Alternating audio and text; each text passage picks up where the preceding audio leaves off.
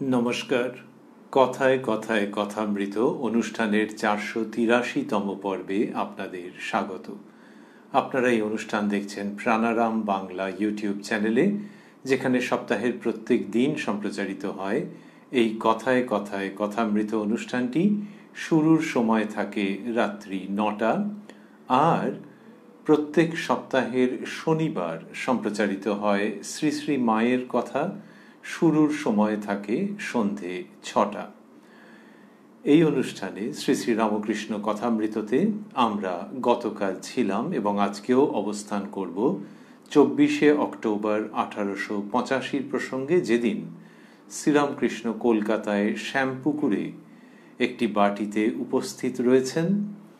চিকিৎসার জন্যই তাঁর শ্যামপুকুর গমন দক্ষিণেশ্বর থেকে।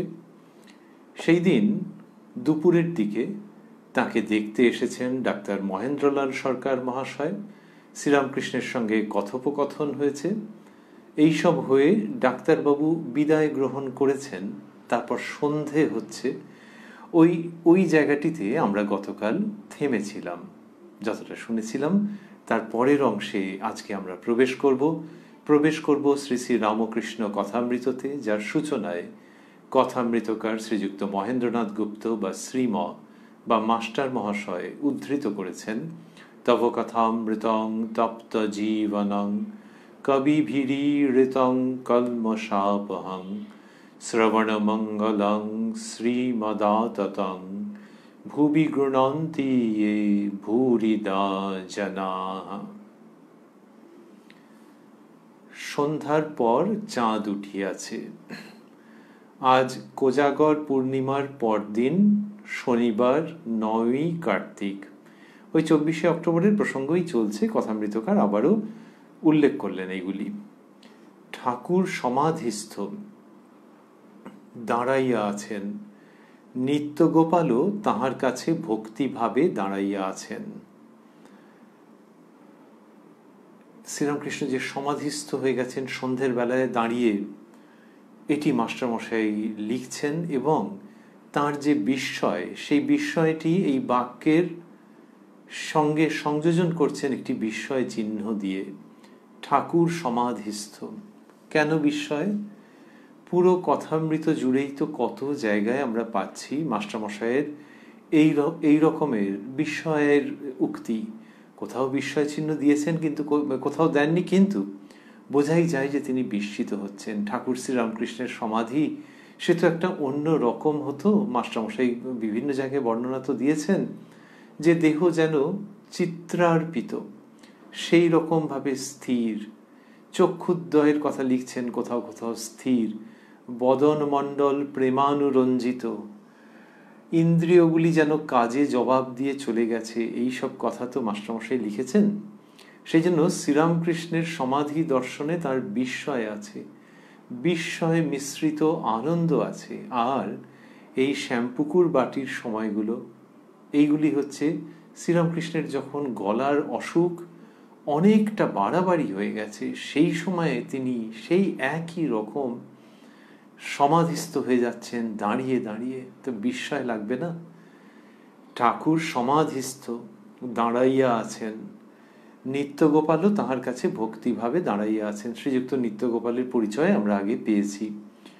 ঠাকুর উপবিষ্ট হইয়াছেন, নিত্যগোপাল পদসেবা করিতেছেন। দেবেন্দ্র, কালীপদ প্রভৃতি অনেকগুলি ভক্ত কাছে বসিয়া আছেন। দেবেন্দ্রবাবুর কথা আমরা জানি, কালীপদবাবুর কথা জানি। দেবেন্দ্রবাবু শ্রীযুক্ত দেবেন্দ্রনাথ মজুমদার, ইন্টালিতে বাড়ি, আগে আহিরিটোলার ওদিকে বাড়ি ছিল। শ্রীরামকৃষ্ণের বিশেষ ভক্ত, আর তার উপরে কি অসামান্য গান রচনা করেছেন। শ্রীরামকৃষ্ণ, মাস্টারমশাই লিখছেন, শ্রীরামকৃষ্ণ দেবেন্দ্র প্রভৃতির প্রতি এমনি মনে উঠছে নিত্যগোপালের এ অবস্থাগুলো এখন যাবে, ওর সব মন কুড়িয়ে আমাতেই আসবে, যিনি এর ভিতর আছেন তাঁতে। শ্রীযুক্ত নিত্যগোপাল সম্পর্কে এটি বলছেন। এর মধ্যে আবার শ্রীরামকৃষ্ণের স্বরূপের কথাও আছে। এই ভঙ্গিটা আগে খুব একটা দেখা যেত না। ওই যে বললেন, ওর সব মন কুড়িয়ে আমাতেই আসবে। এইটি যত লীলাবসানের কাছাকাছি আসছে তত এই ধরনের উক্তি করেছেন, যদিও তারপরেই বলছেন, তারপরেই মানে প্রায় একই সঙ্গে মাস্টারমশাই এখানে বাক্যের শেষে দাঁড়ি চিহ্ন বা জ্যোতি চিহ্ন এরকম দেননি যে ওর সব মন কুড়িয়ে আমাতেই আসবে দাঁড়ি, যিনি এর ভিতর, না, ওখানে একটি ড্যাশ দিয়েছেন। তার মানে প্রায় কথার পৃষ্ঠে ওইটির সম্প্রসারণের সঙ্গে সঙ্গেই বলা, ওর সব মন কুড়িয়ে আমাতেই আসবে, যিনি এর ভিতরে আছেন, যিনি এর ভিতর আছেন তাতে। তা ওই ভিতরে যিনি আছেন তাতেই মন আসবে, এটা তো বলছেন। আবার ওর সঙ্গে বলছেন যে ওর সব মন কুড়িয়ে আমাতেই আসবে। তাহলে ওই শ্রীরামকৃষ্ণ ভেতরে যিনি আছেন তার কথা স্মরণ করছেন আর বলছেন আমাতেই আসবে। তাহলে এটা তো স্বরূপ উন্মোচন হলো যে আমার ভেতরে তিনি, অন্যভাবে বলতে গেলে তাতে আর আমাতে কোনো পার্থক্য নেই, এই রকমই ভাবটি আসছে। শ্রীরামকৃষ্ণ বলতেন যে যাবার আগে হাটে হাঁড়ি ভেঙে দিয়ে যাব। তা সেটি এই যে সময় আমরা শুনছি 24শে অক্টোবর 1885-তে, তো এর পরে 1 বছরেরও আগে তার দেহাবসান। আর এই সময় দেখছি যে তার স্বরূপের ওই রকম যেন চকিত প্রকাশ এক একবার আসছে। আবার বললেন যে নরেন্দ্রকে দেখছো না, সব মনটা ওর আমারই উপর আসছে। এই আবারও এই একই প্রসঙ্গ এলো। আবারও আমরা ভাবছি সেখানে দাঁড়িয়ে যে যিনি এর ভিতর আছেন তাতে। কতবার শ্রীরামকৃষ্ণ বলেছেন যে মা যেমন করান তেমন করি, যেমন চালান তেমন চলি। তো সেই ভেতরের সত্তার কথা এখানেও বললেন। আবার বললেন যে সব মন কুড়িয়ে আমাতেই আসবে। আবার নরেন্দ্রনাথের প্রসঙ্গে সব মনটা ওর আমারই উপর আসছে।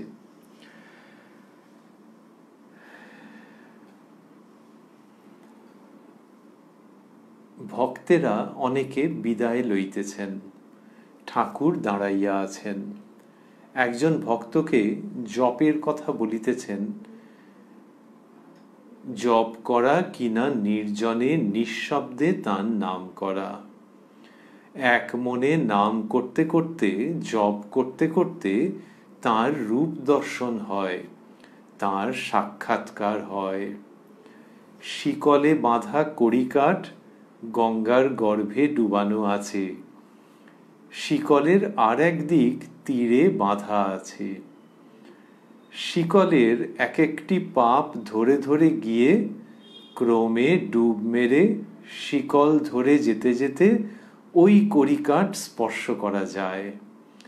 ঠিক সেইরূপ জপ করতে করতে মগ্ন হয়ে গেলে ক্রমে ভগবানের সাক্ষাৎকার হয়। কি সুন্দর করে বলা, কি সুন্দর করে বলা যে নদীর জল এবং সেখানে কড়িকাঠ, শিকল বাঁধা, সেই শিকলের এক একটি পাপ ধরে ধরে, পাপ মাস্টারমশাই বন্ধনীর মধ্যে দিয়েছেন লিঙ্ক, সেই পাপ ধরে ধরে গেলে ওই কড়িকাঠ স্পর্শ করা যায়। একেবারে জীবন্ত একটি চিত্র শ্রীরামকৃষ্ণ যেন তুলে ধরছেন। এবং এটা কিরকম হচ্ছে যে ভক্তেরা অনেকে বিদায় লইতেছেন, মাস্টারমশাই লিখলেন তো, ঠাকুর দাঁড়াইয়া আছেন, একজন ভক্তকে জপের কথা বলিতেছেন। এই যে শ্রীরামকৃষ্ণ দাঁড়িয়ে আছেন আর ভক্তেরা বিদায় নিচ্ছেন, তো তারা তো তাকে দর্শন করে, তাকে প্রণাম করতে পেরে, তার সান্নিধ্য লাভ করতে পেরে ধন্য। আর শ্রীরামকৃষ্ণের তো গলার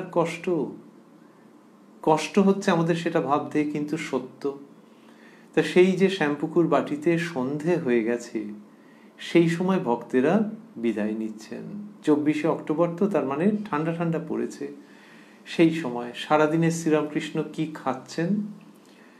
খুবই সামান্য, একবারে খুব নরম খাবার, তাও খেতে কষ্ট হয়। এক এক সময় গলার ব্যথা খুব বেশি রকমের হয়, আবার সেটা জানান দেয়, ভোর রাত্রের দিকে কষ্ট হয়, একটু বাদেই ঠাকুর একটু গলার কষ্টের কথা বলবেন। সেই রকম যার অবস্থা, সেই তিনি যখন ভক্তেরা বিদায় নিচ্ছেন তখন এইরকম এতটা জায়গা জুড়ে জপের কথা বলছেন। ক্যান্সারের সাধ্য নেই এই মানুষটাকে হারিয়ে দেয়। কোনো শারীরিক রোগ ভোগ এর উপরে কিচ্ছুটি দাগ কাটতে পারে না। সেই রোগ ভোগ তাঁর শরীরে তিনি যেন আসতে দিয়েছেন মানুষকে শেখাবেন বলে যে এর পরেও অনেক কিছু বাকি থাকে। আসল বাঁচাটা শরীরে নয়, মনে, এবং মনের দিক থেকে ঠিক মতো বাঁচতে পারলে তখন শরীরের বিষয়গুলো গৌণ হয়ে যায় একেবারে। ওই ভক্তরা যখন বিদায় নিচ্ছেন তখন ঠাকুর এই কথা বলছেন, জপের কথা বলিতেছেন, জপ করা কিনা নির্জনে নিঃশব্দে তার নাম করা। কেউ যদি জিজ্ঞেসও করে থাকেন যাওয়ার সময়, বিদায় নেওয়ার সময়, যে আজ্ঞা জপ করা কিরকম কি, তাতেও এক কথায় বললে তো হয়ে যায় না, হয়ে যায় না।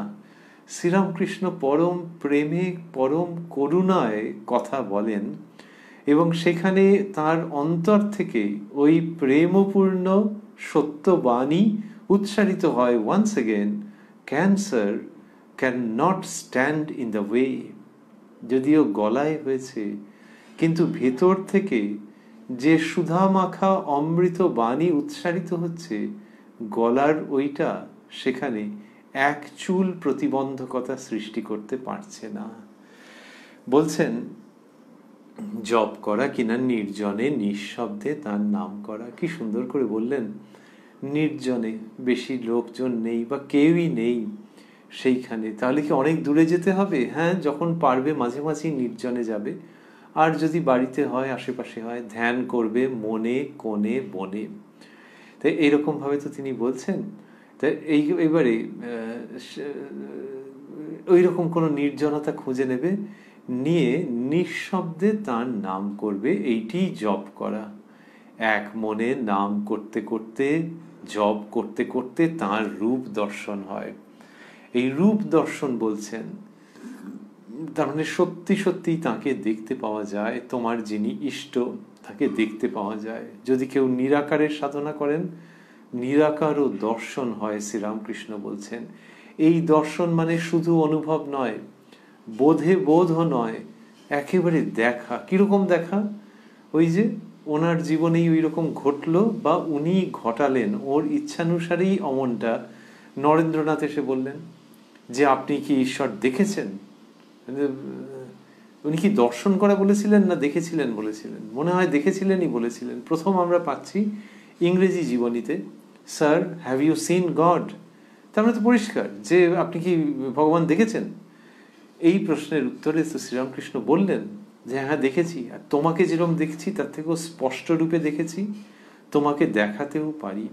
ওই যে তোমাকে যেরকম দেখছি তার থেকেও স্পষ্ট রূপে দেখেছি। শ্রীরামকৃষ্ণ দর্শন বলতে এইটিই বোঝান।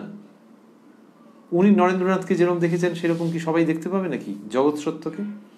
শ্রীরামকৃষ্ণ তো আকর্ষণ করছেন যে এই অবস্থা হয়, ঈশ্বরকে দেখা যায়। তিনি বলছেন যে এই আমি যেরকম তোমাদের সঙ্গে কথা কইছি সেইরকম তার সঙ্গে কথা কওয়া যায়, আলাপ করা যায়। সেই জায়গাতে তো তিনি আকর্ষণ করছেন প্রেমের সঙ্গে। উনি ওটাকে একটা অসম্ভব ব্যাপার বলে তো রেখে দিচ্ছেন না, যেরকম বললাম বটে কিন্তু এ কোনোদিনই হবে না, এরকম ভাবে তো একেবারেই রাখছেন না। সেই তিনিই বলছেন যে নির্জনে কি হয়, এক মনে নাম করতে করতে, জপ করতে করতে তাঁর রূপ দর্শন হয়, তাঁর সাক্ষাৎকার হয়। তাঁর দর্শন হয় বললেই তো হতো। রূপ দর্শন হয় এর মধ্যে দুটো জিনিস থেকে গেল। একটা হচ্ছে যে ঈশ্বরীয় রূপ, লোকে বলে না যে ওহ অমুকের কি রূপ ফেটে পড়ছে, তা ওই যে কথাটা, তো সেইখানে ঈশ্বরীয় রূপ, মানবীর রূপ যত ফেটে পড়ে তার থেকে অনন্ত গুণ বেশি। চোখের পাতা পড়বে না, হৃদয় আনন্দে উদ্বেল হয়ে যাবে। এইভাবেই তাঁরা তো সেই সংবাদ দিয়েছেন, সেই সত্যকে এনে দিয়েছেন যে যখন সেই রূপ দর্শন হবে তার কাছে অন্য সব রূপ খাটো হয়ে যাবে, হালকা পড়ে যাবে। সেই রূপ দর্শন হলে মন আর অন্য কিছু চাইবে না। সেই জায়গার থেকে এটি বলা যে জপ করতে করতে তার রূপ দর্শন হয়। আরেকটিও আছে, সেটি হলো যে জপের কথায় বললেন যে জপ করা কিনা নির্জনে নিঃশব্দে তার নাম করা। এইবারে তার নাম করতে করতে রূপ বলা হয় যে এমনি দ্বৈত জগৎকে বলা হয় নাম রূপাত্মক জগৎ, যে নাম এবং রূপ। তাহলে নাম করলে রূপটা মনে আসে। কেউ একজন বললো একজনের অমুকের নাম, বলতেই সেই তার রূপটা মনের মধ্যে ফুটে উঠলো। তা ফুটে উঠলো মানে কি তাকে দেখতে পাবো নাকি, তার কি মানে আছে? কিন্তু ওই আর কি। আবার যখন ওই রূপটাকে দেখতে পেলো তখন হয়তো নামটা মনে পড়লো। তাই নাম রূপ একেবারে যুক্ত হয়ে আছে একটার সঙ্গে আরেকটা। আর যদি একটা নাম, সেই নামে যদি অনেকগুলো লোক থাকে বা অনেকগুলো ভদ্র মহিলা থাকেন, তাহলে হবে সকলের রূপই মনে উঠবে, অল্প অল্প করে সব মিলিয়ে মিশিয়ে একটা হবে, কিন্তু নামের সঙ্গে রূপ। তো এই নাম রূপাত্মক জগৎ বলা হয়, এবং বলা হয় যে অদ্বৈত সাধনের ক্ষেত্রে আর এই দ্বৈত ভাব নয়, তখন এই নাম রূপের ও পারে যেতে হবে। শ্রীরামকৃষ্ণ দ্বৈত সাধনা এবং দ্বৈত পথের মাধুর্যের কথা বিশেষভাবে বলছেন, আর বলছেন যে এই দ্বৈত পথে ইষ্ট নিষ্ঠা এবং ইষ্ট দর্শন হলে জানবে তোমার হয়ে গেল সব কিছু। তাহলে নিরাকার, বলছেন নিরাকারটা কারুর কারুর যদি প্রকৃতির মধ্যে থাকে, ইংরেজিতে যেটাকে বলা হয় কনস্টিটিউশন, সেটার মধ্যে যদি থাকে, তাহলে ইষ্ট যদি চান তিনি নিরাকারের জ্ঞান দিতে পারেন। তাই নিরাকারের জন্য আগে ব্যস্ত হতে নেই। সেইখানে ওই তুমি যার নাম করছিলে তার তো একটা রূপ আছে, সেই রূপ দর্শন হয়। সেই দর্শনটা কিরম? শ্রীরামকৃষ্ণ যেরকম ভাবে তাঁর প্রাণপ্রিয় নরেন্দ্রনাথকে দেখছেন, তার থেকেও বেশি বলে যে ইঙ্গিত করছেন, সেই রকম ভাবে সেই রূপ দর্শন হয়। তাহলে কি সুন্দর যে নাম করছো যখন, তখন করতে করতে উনি এসে যাবেন। শ্রীরামকৃষ্ণই শেখাচ্ছেন, অন্যত্র আছে, নাম নামি অভেদ। নামি, the holder of the name, the possessor of the name, ওই নামটা যার, তিনি এসে হাজির হবেন। এইটা ওই ক্ষেত্রে। সাংসারিক ক্ষেত্রে তো নয়, নাম করলে সেই ব্যক্তি এসে উপস্থিত হবেন নাকি? আর সাংসারিক ক্ষেত্রের সঙ্গে তুলনাও আসছে না, কিন্তু ঈশ্বরীয় ক্ষেত্রে নাম করতে করতে নামই এসে উপস্থিত হন। এর মধ্যে একটা চমক আছে, এর মধ্যে একটা সত্য আছে, এর মধ্যে একটা বিস্ময়ের আহ্বান আছে, এর মধ্যে একটা আনন্দের প্রতিশ্রুতি আছে। শ্রীরামকৃষ্ণের শ্রীমুখের উক্তির মধ্যে দিয়ে সেই সবগুলো উচ্চারিত হচ্ছে এককালে। বলছেন, এক মনে নাম করতে করতে, জপ করতে করতে তাঁর রূপ দর্শন হয়, তাঁর সাক্ষাৎকার হয়। শিকলে বাঁধা কড়িকাঠ গঙ্গার গর্ভে ডুবানো আছে। এইবার গল্পের মতো করে, কিন্তু কি সুন্দর যে সেই কড়িকাঠ গঙ্গার গর্ভে ডুবিয়ে রাখা আছে, তার মানে হচ্ছে দামি জিনিস একটা আছে সেখানে ডোবানো আছে। শিকলের আর এক দিক তীরে বাঁধা আছে। শিকলের এক একটি পাপ ধরে ধরে গিয়ে ক্রমে ডুব মেরে, ওই পাপ ধরে ধরে, লিঙ্কগুলো ধরে ধরে যাচ্ছে, তো এইবার ডুব মারছে। তাহলে ডুব মারলে কি হবে? যে সে তো ভেসে উঠবে না, না, ওইটা ধরে আছে, তো শিকলের ওই লিঙ্কগুলো ধরে আছে, সেগমেন্টগুলো ধরে আছে। ক্রমে এক একটি পাপ ধরে ধরে গিয়ে ক্রমে ডুব মেরে শিকল ধরে যেতে যেতে ওই কড়িকাঠ স্পর্শ করা যায়। ঠিক সেই রূপ জপ করতে করতে মগ্ন হয়ে গেলে ক্রমে ভগবানের সাক্ষাৎকার হয়। এই জপের প্রসঙ্গে এটি বললেন। কিরকম একটা এর মধ্যে অদ্ভুত আছে, যে একটা তীরে শিকলটা বাঁধা আছে, সেইটার পাপটা ধরে ধরে ধরে ধরে যাচ্ছে, এবং বোঝাই যাচ্ছে যে গঙ্গা গর্ভ, তার মানে বেশ গভীর। তাহলে অত গভীরে আছে, ডুবে মরে যাব না তো? না, না, এই প্রতিশ্রুতি রয়েছে। ডুব দে রে মন কালী বলে, হৃদি রত্নাকরের অগাধ জলে। তো ওই শিকলটা ধরে ধরে যাও না, কিছু ক্ষতি হবে না। তা জপ হচ্ছে সেই রকম। ওই শিকলের রূপ সে কি করে? সে তুমি যেখানে আছো, যে অবস্থায় আছো, সেইখান থেকে তোমাকে নিয়ে গিয়ে ওই গভীরে অবস্থিত সত্য বস্তুর স্পর্শ করিয়ে দেয়। শ্রীরামকৃষ্ণ কি অপূর্ব শৈলীতে, অত্যন্ত বুদ্ধিদীপ্ত ভঙ্গিতে, মরমী আহ্বানের সঙ্গে এই অধ্যাত্ম অমৃত পরিবেশন করছেন। এর মধ্যে সত্যও রয়েছে, চমক রয়েছে। চমক, the surprise, the wonder that beckons you, ডাকে মানুষকে, যে এই চমক, এই অধ্যাত্ম জগতের চমক। লোকে ম্যাজিক দেখে, সার্কাস দেখে, নানান রকম দেখে, ওগুলো তো ক্ষণিকের, আর ম্যাজিক তো সত্য নয়। শ্রীরামকৃষ্ণ এই যে চমকের জায়গায় আনছেন, এ সত্যের সত্য। সর্বোচ্চ সত্য, যে ওই পাপ ধরে ধরে যাও, লিঙ্কগুলো ধরে ধরে যাও, গেলে ব্যাস পেয়ে যাবে। ওই কড়িকাঠ স্পর্শ করা যায়, ঠিক সেই রূপ জপ করতে করতে মগ্ন হয়ে গেলে ভগবানের সাক্ষাৎকার হয়। এটি যখন বলছেন তখন কি অপূর্ব পরিবেশ সৃষ্টি হচ্ছে। যদিও শ্রীরামকৃষ্ণ এইভাবে জপ করার কথা সর্বত্র যে বলেছেন তা নয়। কিরকম মনে হয় এখানে কেউ জিজ্ঞাসা করেছিলেন, কোনোভাবে প্রসঙ্গটা এসেছিল, তাহলে উনি জপ করার কথা বলেননি। শ্রীরামকৃষ্ণ বলছেন যে জপ করবে, কিন্তু সেটা যেন একটা যান্ত্রিক প্রক্রিয়ায় না পরিণত হয়। যান্ত্রিক শব্দটি উনি উচ্চারণ করেননি, কিন্তু উনি যেটা বলছেন সেটা হচ্ছে এইটি, যে বিধিবাদীয় ভক্তি একরকম আছে, যে এত জপ করতে হবে, পুরস্চরণ করতে হবে, তীর্থ ভ্রমণ উপবাস করতে হবে, ওটা বিধিবাদীয় ভক্তি। কিন্তু ঈশ্বর তো আপনার জন, তাকে খুব করে ডাকবে, নিভৃতে কেঁদে কেঁদে তাকে বলবে দেখা দাও বলে। তাহলে জপের অবস্থানটা কি দাঁড়ালো? যার মনের মধ্যে জপের প্রবণতা আছে, এক একজনের তো থাকে, খুব আনন্দ, সেই তিনি যখন জপ করবেন তখন এই ভাবটা নিয়ে করবেন, কিন্তু জোর করে নয় যে এটা করতেই হবে। গুরু উপদিষ্ট পথে করলেন তিনি। এবার যদি জপের দিকে প্রবণতা থাকে তাহলে আরো জপের মধ্যে ডুবে গেলেন। আবার যদি মনে হয় যে তিনি তো আপনার জন, তাহলে জপ যথাসাধ্য করে ওই আপনার জনের জন্য ব্যস্ত হবেন। আপনার জন যদি জানা থাকে, মানুষের যে আপনার জন, তার সঙ্গে সে কথা বলতে চায়, চায় যে সে বাড়িতে আসুক, চায় যে ফোনটা করবো আর তাকে পাবো, উফ বাবা কার সঙ্গে কথা বলছে, বিজি বলছে, তাহলে আপন জনের জন্য মানুষের ব্যাকুল হয়তো, যে তার সঙ্গে কথা বলতে চাই, তাকে দেখতে চাই, তাকে তার সঙ্গে আলাপ হোক, মানে তার সঙ্গে বিনিময় হোক। এইটা যখন ভাবছি তখন ঈশ্বরের অবস্থানটা এখানে কোথায়? ঈশ্বর সবচেয়ে আপনার, তাহলে তার সঙ্গে কথা বলবে না, তাকে ভালোবাসবে না? আর ধরা যাক তোমার কথাই মানলাম যে তিনি তো সাড়া দিচ্ছেন না, তাহলে মান অভিমান করবে না, তাহলে তোমার কিসের আপনার?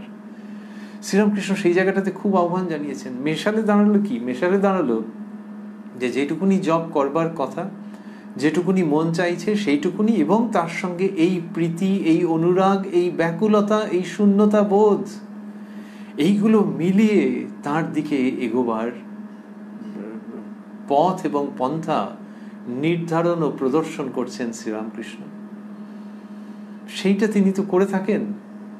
সেই রকম যে তিনি করেন, তিনি ওরকম বলতেন জপ, ধ্যান, ভাব, এই ভাবটা আসতে হবে। ভাবটা এলে তখন খুব ভালো। তাহলে এখানে যে এই যে উদাহরণ দিলেন যে কাঠ রয়েছে ইত্যাদি ইত্যাদি, সেটা ওই জন্য যে যিনি জপ করছেন তার ওই রকম ভাবে এগোতে হবে, যে এটা দিয়েই হবে, নাম নামি অভেদ, এইভাবে করে জানতে হবে।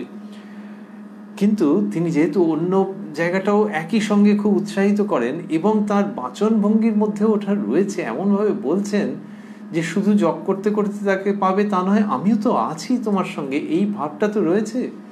শ্রীযুক্ত কালীপদ তিনি বলছেন, মাস্টারমশাই লিখছেন, কালীপদ সহাস্যে ভক্তদের প্রতি, আমাদের এ খুব ঠাকুর, জপ ধ্যান তপস্যা করতে হয় না। এই কথাটা হঠাৎ বলে দিলেন।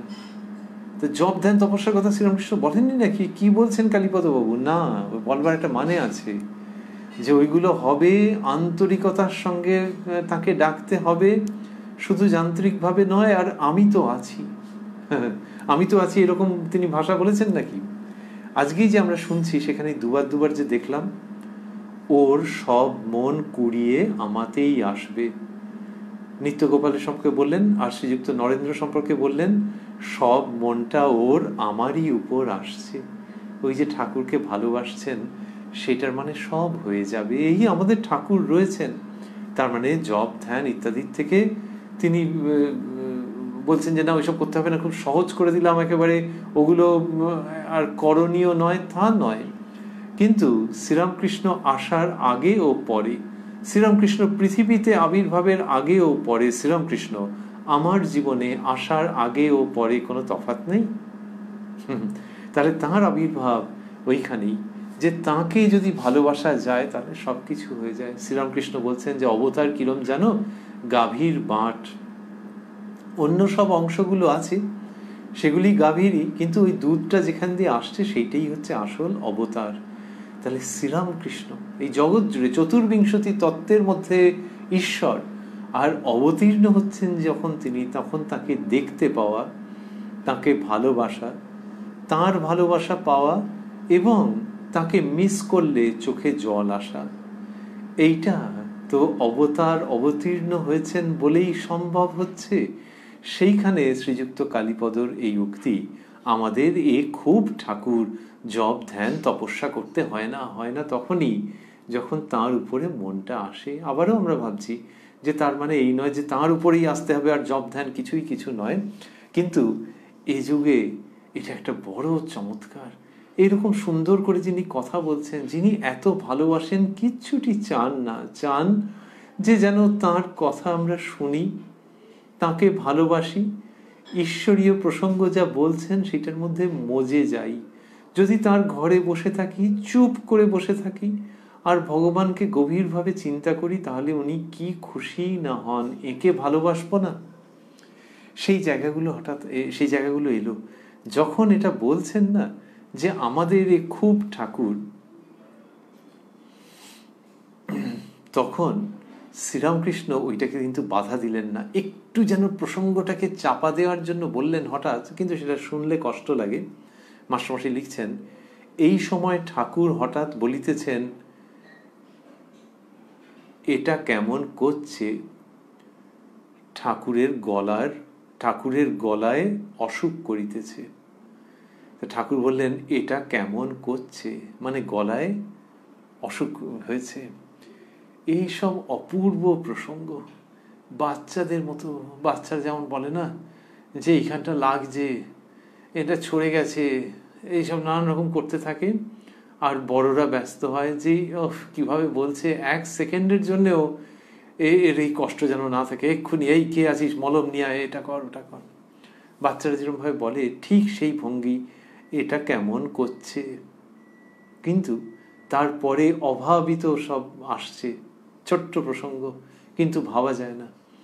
যেই এটা ঠাকুর বলেছেন এটা কেমন করছে, এটা ওনার পুরনো ভঙ্গি। যখনই ওর ওপরে গুরুত্ব আরোপিত হয়েছে,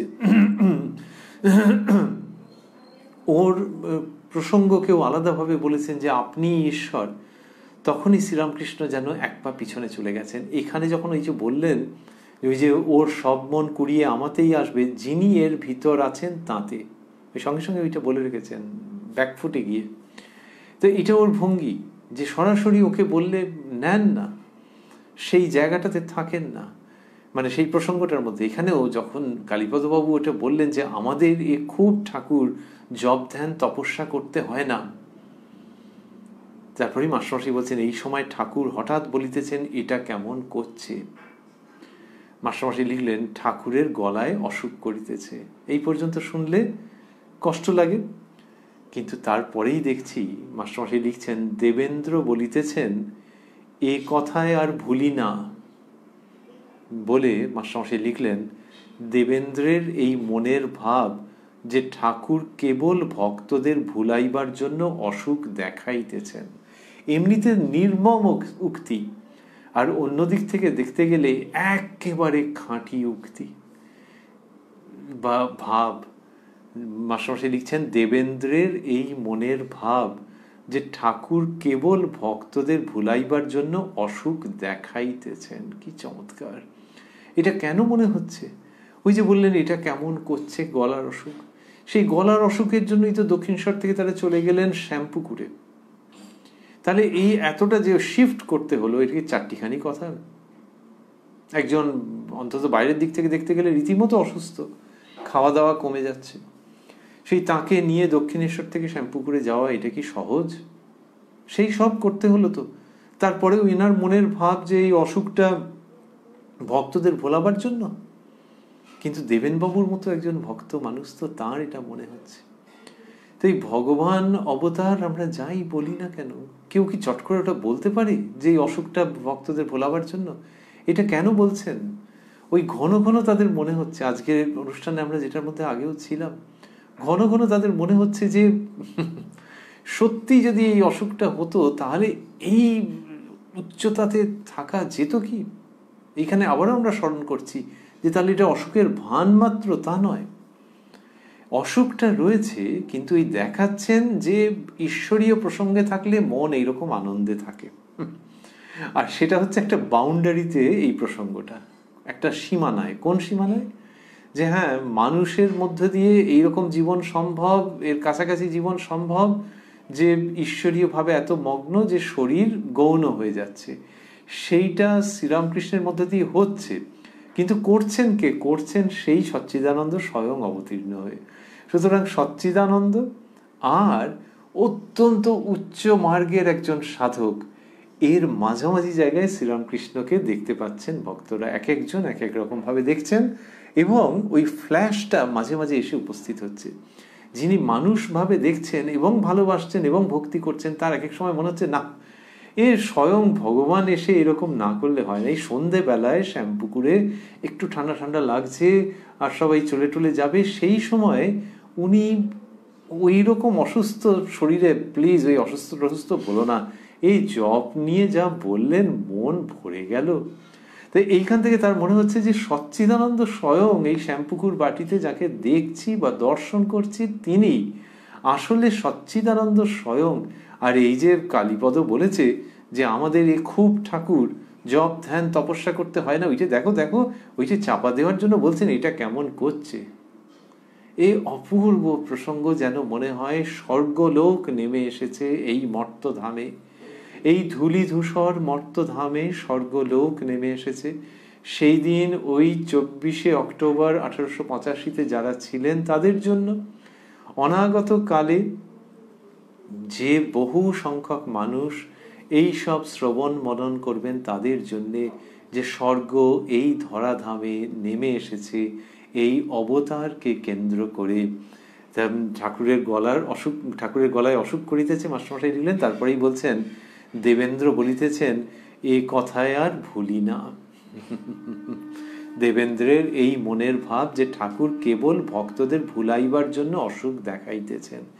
এই যে ভুলাইবার জন্য মাস্টারমশাই লিখছেন, ওটা উনি ওর মতো করে লিখেছেন, কিন্তু আসলে মানে কিছু বোঝাবার জন্য নয়, মাস্টারমশাইও সেটা মিন করছেন না, কিন্তু ওই আর কি শ্রী শ্রী মা বলছেন যে ঠাকুরের যে গলার অসুখ সেটা ভক্তদের সব এক করে দেওয়ার জন্য, অন্তরঙ্গ ভক্তদের ওই শ্রীরামকৃষ্ণের সেবার উপলক্ষে তারা সব একত্রিত হলেন। তো তারপর কি হলো, ঠাকুরের দেহাবসানের পর তারা আর বাড়িতে চলে গেলেন না। সেই অন্তরঙ্গ ছেলেরা বললেন যে যাকে কেন্দ্র করে এরকম ভাব এই জীবন পেলাম, তাদের ভাবটা হচ্ছে যে আভাসে ইঙ্গিতে যে বিপুল আনন্দের আস্বাদন পাচ্ছি, এই জগৎ জীবনকে যেখানে বড্ড এলোমেলো, বড্ড হালকা, বড্ড বিকট মনে হচ্ছে, সেই অভ্যস্ত জীবনের মধ্যে আবার ফেরত যাব এ কখনো হয়? এই মনোভাবটা হলো কিরকম, ওই ঠাকুর যখন অসুস্থ হলেন, শ্রী শ্রী মাই এটা বোঝাচ্ছেন যে তখন ওই অসুস্থতাকে কেন্দ্র করে এরা তো একত্রিত হলেন। কাশীপুরে শ্রীযুক্ত নরেন্দ্রনাথ, উত্তরকালের স্বামী বিবেকানন্দ, সব ডিউটি ভাগ করে করে দিয়েছিলেন যে ঠাকুরের সেবার জন্য কে কোনটা কি করবেন, আর কি আনন্দের সঙ্গে তারা সেগুলি করতেন। তো তার সব রকমের সেবা এই করতে করতে নিজেদের মধ্যে একটা অপূর্ব ভাব তৈরি হলো, একটা অপূর্ব যোগসূত্র স্থাপিত হচ্ছে এই ত্যাগী ছেলেদের মধ্যে। শ্রী শ্রী মা বলছেন যে এইটির জন্য ঠাকুর এইসব করেছেন, যে এই ত্যাগী ছেলেদের মধ্যে এইটা করে দেওয়ার। তাতে ওই যে একটা বিষাদের পরিবেশ, তার মধ্যে এই আনন্দ ঘন সম্ভাবনার সূচনা। এমনিতে অনেক সময় বলা হয় যে মানে আমরা আবারও স্মরণ রাখছি যে বিষাদের মধ্যে আনন্দ, সেই প্রসঙ্গের মধ্যে আমরা আছি। বিষাদটা ক্ষণস্থায়ী, ওপর অ্যাপারেন্ট, আনন্দটা সত্য, ডিপ, পার্মানেন্ট। স্কুলের ছেলে মেয়েদের কি কলেজের স্টুডেন্টদের নিয়ে অনেক সময় পিকনিকে চলে গেলেন কেউ, কোনো টিচার বা গ্রুপ অফ টিচার্স পিকনিকে চলে গেলে হলো কি যে তাদের মধ্যে বন্ধুত্বের জায়গাটা আরো দৃঢ় হলো। ছেলেগুলো না মহা বদমাস, ক্লাসে মারপিট করে, ও করে, উফ বাপরে বাপ, আর একজন আরেকজনের সম্বন্ধে অভিযোগ করছে সাংঘাতিক। চলো একদিন পিকনিকে নিয়ে বেরোই। ও বাবা, পিকনিকে গিয়ে দেখা গেল যে যে দুটোতে মিলে খুব অভিযোগ করে, এ ওর নামে বলে, সেই দুটোতে মিলে বসে বসে অন্তাক্ষরী খেলছে, এটা করছে ওটা করছে, নানান রকম করছে। তো পিকনিকে নিয়ে গিয়ে বেশ ওদের মধ্যে ভাব হয়ে গেল। পরিবারের মধ্যে অনেকে ওরকম ভাবেন যে ওরকম একটু পিকনিক করে, চলো সব পিকনিক করে দেখা গেল একদম দারুণ তাদের মধ্যে। আমরা বলছিলাম যে বিষাদের মধ্যে আনন্দ, Kashipur, Shyampukur, these are places of spiritual picnic. দক্ষিণেশ্বরে শ্রীরামকৃষ্ণ খুব করেছেন, আর এইখানে তার ওই অসুস্থতার মধ্যে দিয়ে ওই সেবা, এখানে আর অন্তাক্ষরী নয়, আলাদা করে কোনো আমোদ আহ্লাদ নয়, কিন্তু এই অন্তলীলায় শ্রীরামকৃষ্ণ অ্যাবসলিউট স্পিরিচুয়াল পিকনিকের মতো করে একটা পরিবেশ তৈরি করছেন, যেখানে এরা ঠাকুরের প্রতি ভালোবাসা নিয়ে, বেদনা নিয়ে নিজেদের মধ্যে এমন একটা সূত্রে গ্রথিত হয়ে যাচ্ছে, যেই সূত্রে গঠিত একটি মালা যেন শ্রীরামকৃষ্ণেরই গলায় অর্পিত হতে হবে, যেটির নাম রামকৃষ্ণ সংঘ। শ্রীরামকৃষ্ণের গলায় সেটি অর্পিত হতে চলেছে এবং সেটি জগৎ কল্যাণে ঘটতে চলেছে, এই রামকৃষ্ণ সংঘ। সেটা ওই স্পিরিচুয়াল পিকনিকের মধ্য দিয়ে, এবং সেই সংঘের মধ্যে শুধু যে উত্তরকালের ত্যাগী ছেলেরা থাকবেন তাই নয়, এই মাস্টারমশাই, গিরিশবাবু, বলরাম বাবু, নাগ মহাশয়, আরও কত কত, সকলের তো নাম আমরা পাচ্ছিও না, তো সেই আরও কতজন, তারা এই ভাবের সঙ্গে কিভাবে যুক্ত হয়ে যাবেন, সেটা শ্রীরামকৃষ্ণের এইরকম একটা পরিবেশ সৃষ্টির মধ্যে দিয়ে। তাই দেবেন্দ্রবাবু যেটা বলছেন যে এ কথায় আর ভুলি না, আর মাস্টারমশাই যেটা মন্তব্য করলেন যে দেবেন্দ্রের এই মনের ভাব যে ঠাকুর কেবল ভক্তদের ভুলাইবার জন্য অসুখ দেখাইতেছেন, ওই ভুলাইবার জন্য মানে জগতের দুঃখ ভুলাইবার জন্য, এবং ভুলিয়ে ভালিয়ে নিয়ে আসার জন্য। কোন দিকে নিয়ে আসার জন্য? এই চমৎকার ভাবের দিকে। কিসের থেকে ভুলিয়ে ভালিয়ে? ওই জগতের যে আসক্তি, মায়ামোহর গর্ত, ওখান থেকে যা হোক করে নিয়ে চলে এসো, যা হোক করে নিয়ে, মানে সংসারকে বিপর্যস্ত করা নয়, কিন্তু ওই মায়ামোহের গর্তে যাতে পড়ে গিয়ে ব্যক্তি বিপন্ন না হয়, সেজন্য যা হোক করে এদিকে নিয়ে চলে এসো। এই জন্যই এই শরীরের অসুখ যখন হয়েছে, এরা কিভাবে গেছেন। এই মাস্টারমশাইকে আমরা দেখছি যে শ্যামপুকুর বাটিতে নিজের বাড়ি থেকে তিনি কত রকম ভাবে করছেন। ডাক্তার সরকারের ওখানে যাচ্ছেন একবার সকালের দিকে, আবার তারপর একটু বাড়িতে গিয়ে সামান্য একটুখানি চান টান করলেন, করে শ্যামপুকুর বাটিতে চলে এলেন চটপট করে।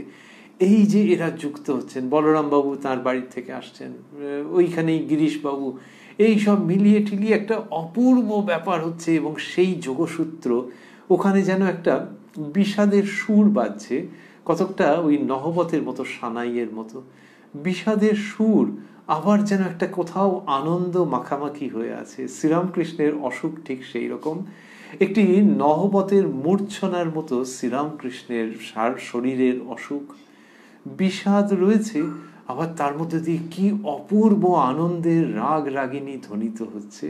তো মাস্টারমশাই এইসব কথা বললেন, তারপর লিখলেন যে ভক্তেরা বিদায় গ্রহণ করিলেন, রাত্রে কয়েকটি ছোকরা ভক্ত পালা করিয়া থাকিবেন, আজ মাস্টারও রাত্রে থাকিবেন। এই যে কথাটা বলছেন সেটিকেই আমরা স্মরণ করছিলাম, যে রাত্রে কয়েকটি ছোকরা ভক্ত পালা করিয়া থাকিবেন। তো কে বলেছে, কে বকেছে যেরকম থাকতেই হবে? নিজেদের ইচ্ছে এবং আরো আরো থাকবার ইচ্ছে, একাধিক ছেলে, ওই জন্যই পালা করে। আর আজ মাস্টারও রাত্রে থাকিবেন। রাত্রে থাকা মানে ওই তো ঠাকুরের কত রকমের কষ্ট রয়েছে, তো তা সেগুলোতে অ্যাটেন্ড করতে হবে। কিন্তু কে কাকে অ্যাটেন্ড করবেন? ঠাকুরকে কি বা দেবো? উনি যা দেবেন সেই সুযোগ পেয়েছি, অতএব থেকে যাব। এই সুযোগ জন্ম জন্মান্তরে কি পায়? সদানন্দ সুখে ভাসে শ্যামা যদি ফিরে চায়। তো এই শ্যামার সন্তান, মায়েতে ছেলেতে মিলে এক সত্তা, তার জন্য রাত্রে থেকে যাওয়া যাবে, এ কি কম সৌভাগ্যের কথা? আমরা রয়েছি উদ্বোধন কার্যালয়ে প্রকাশিত শ্রী শ্রী রামকৃষ্ণ কথামৃতের 949 পৃষ্ঠায়, যেখানে 24শে অক্টোবর 1885 প্রসঙ্গের সমাপন ঘটছে।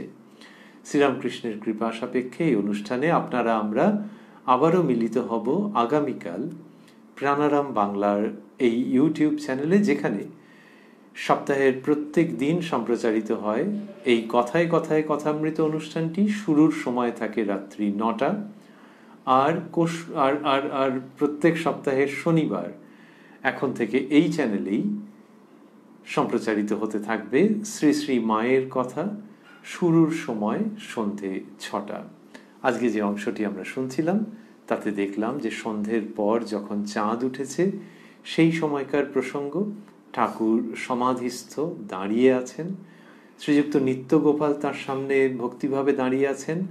পরে ঠাকুর বললেন যে তার মনের মধ্যে এই অবস্থা আসছে, কিরকম, ওর সব মন কুড়িয়ে আমাতেই আসবে, যিনি এর ভিতর আছেন তাঁতেই। নরেন্দ্রনাথের কথায় বললেন শ্রীযুক্ত নরেন্দ্রনাথের প্রসঙ্গে, যে নরেন্দ্রকে দেখছো না, সব মনটা ওর আমারই উপর আসছে।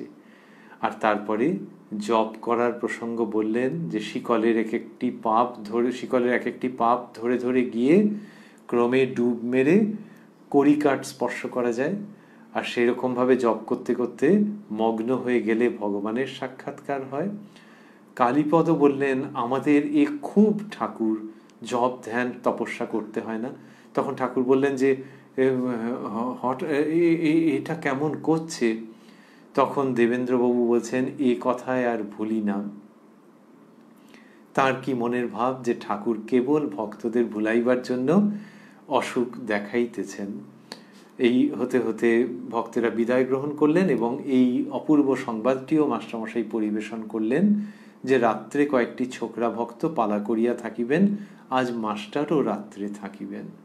কি অপূর্ব! এই প্রসঙ্গটি মনে মনে স্মরণ করতে করতে আমরা ভাবছি যে ওই যে ছোকরা ভক্তদের কথা মাস্টারমশাই বললেন, তারপরে বললেন মাস্টারও রাত্রে থাকবেন।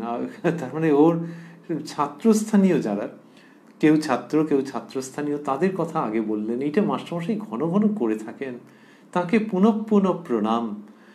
আর রাত্রে কয়েকটি ছোকরা ভক্ত পালা করিয়া থাকিবেন। আমরা বলছিলাম যে ছেলেরা একাধিক, সেই জন্য পালা করে থাকবেন, কিন্তু তবু পুরো রাত তো কেউই থাকবেন না বোঝা যাচ্ছে, কিন্তু মাস্টারমশাই থাকবেন। তার সত্ত্বেও তাদের কথা আগে দিচ্ছেন। এই যে কম বয়সে কৌমার বৈরাগ্যবান ছেলেরা, তাদের কথা যে মাস্টারমশাই দিচ্ছেন, তাকে আমরা প্রণাম করতে চাইবো না? তো সেই তিনি বললেন যে রাত্রে কয়েকটি ছোকরা ভক্ত পালা করিয়া থাকিবেন, আজ মাস্টারও রাত্রে থাকিবেন। আর সেই সঙ্গে আমরাও থাকতে চাইব মনে মনে সেই শ্রীরামকৃষ্ণের কাছে, যিনি ওই দিন শ্যামপুকুর বাটি আলো করেছিলেন, ওই দিন এবং অন্যান্য দিনও। এই যে বলছেন সন্ধ্যার পর চাঁদ উঠিয়াছে, চাঁদ উঠুন বা না উঠুন, সূর্য দৃষ্টিগোচর থাকুন বা না থাকুন, শ্রীরামকৃষ্ণ থাকা মানেই গগনে সূর্য চন্দ্রের একত্র অবস্থান। সূর্যের শক্তি আর চন্দ্রিমার মাধুর্য এর একত্র অবস্থান শ্রীরামকৃষ্ণের থাকা মানেই আমাদের হৃদয়ের মধ্যে। সেই শ্রীরামকৃষ্ণের কাছে আমরাও তাঁর কৃপা ভিক্ষা করে থাকতে চাইব। ছোকরা ভক্তরা রইলেন, মাস্টারমশাই রইলেন, আমরাও তাঁর শ্রীপাদপদ্ম অবলম্বন করে থাকব সেই শ্রীরামকৃষ্ণের, যিনি তাঁরই ভক্তের ভাষায় আমাদের খুব ঠাকুর। ওম নিরঞ্জনং নিত্যমনন্ত রূপং ভক্তানুকম্পা ধৃত বিগ্রহং বৈ ঈশাবতারং পরমেশমিড্যং তং রামকৃষ্ণং শিরসা নমামঃ। প্রাণারাম প্রাণারাম প্রাণারাম প্রাণারাম প্রাণারাম প্রাণারাম।